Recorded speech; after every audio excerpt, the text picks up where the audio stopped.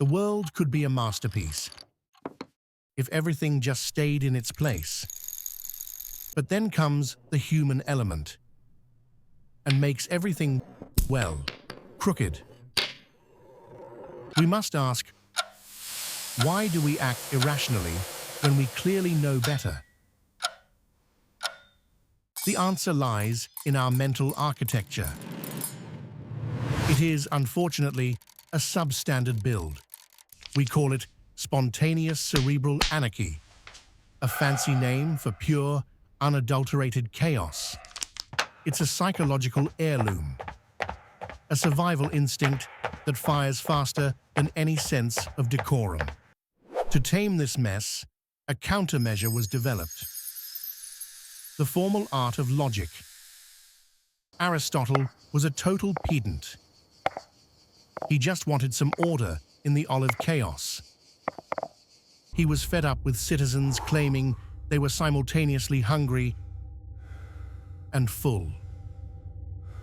To stop the madness, he drafted the fundamental law of non-contradiction. It states, something cannot be true and false at the same time. At least, not yet. Sounds simple, right? Now try applying that in a real internet argument. Logic was born, not as a law of nature, but as the ultimate bureaucratic necessity. My name is Archibald von Zittel. I head the Department of Linear Thoughts. We daily test the resilience of human nonsense against the wall of reason. We teach people to draw valid conclusions, even when the result fails miserably in practice. But the logical structure, absolutely flawless. Logic is a machine. It has no feelings for your circumstances. If you feed it paradoxes, the system tends to catch fire rather quickly. Our brains love shortcuts. We call them heuristics or lazy thinking. Why is this man buying cat food when he's deathly allergic to cats?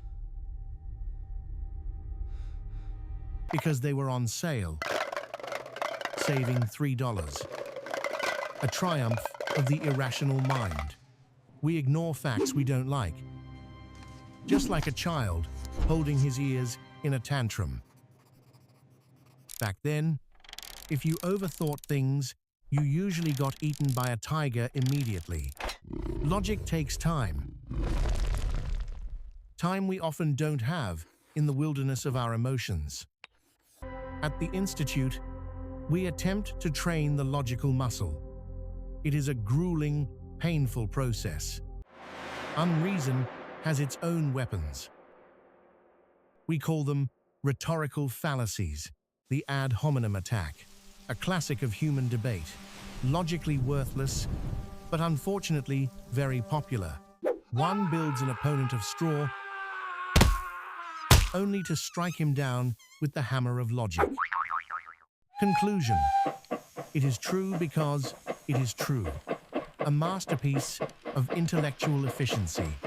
The false dilemma, suggesting two options when, in fact, there are infinitely many. We teach our students to spot these traps. It's like demining the minefields of the mind. Logical errors are the glue that somehow holds our absurd conversations together. Can love be explained logically? The Institute tried back in the 70s. The project was abandoned after every participating scientist was dumped. Invariably and consistently, the variable love cannot be forced into a binary system. It is recursive. Art born from pure logic is usually just very tidy mathematics and incredibly boring. You know, the best moments usually happen when logic decides to take a coffee break. And here is where we fail. The liar's paradox. The final boss for every rational mind. When logic begins to eat itself, black holes form in the center of the intellect. At IAPSO, we use the Groenian method to resensitize the thinking process. We confront subjects with controlled randomness to break their rigid patterns. Logic shouldn't be a prison. It should be more like a handrail on a steep staircase. If A doesn't follow B, it might be because C just tastes much better. We learn that the world isn't made of axioms, but of a very large number of exceptions. If we lose our logic, we lose the ability to navigate through reality itself. Without logic, there would be no bridges, no medicine, and definitely no internet. Computers are the purest children of logic. They do exactly what they are told.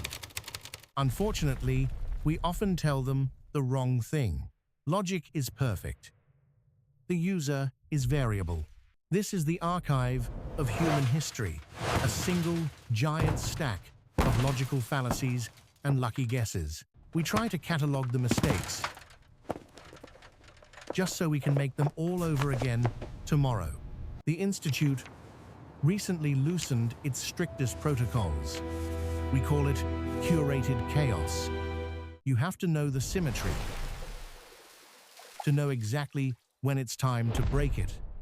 We now teach balance, a cocktail of razor-sharp analysis and the courage to trust your gut. If you look at everything through logic, you'll eventually learn the rules, but you'll miss the game. You know, he says to the camera, sometimes the most logical answer is simply, I don't know. The world is not a syllogism. It is an impressionist painting with very sharp edges. Our investigation ends here.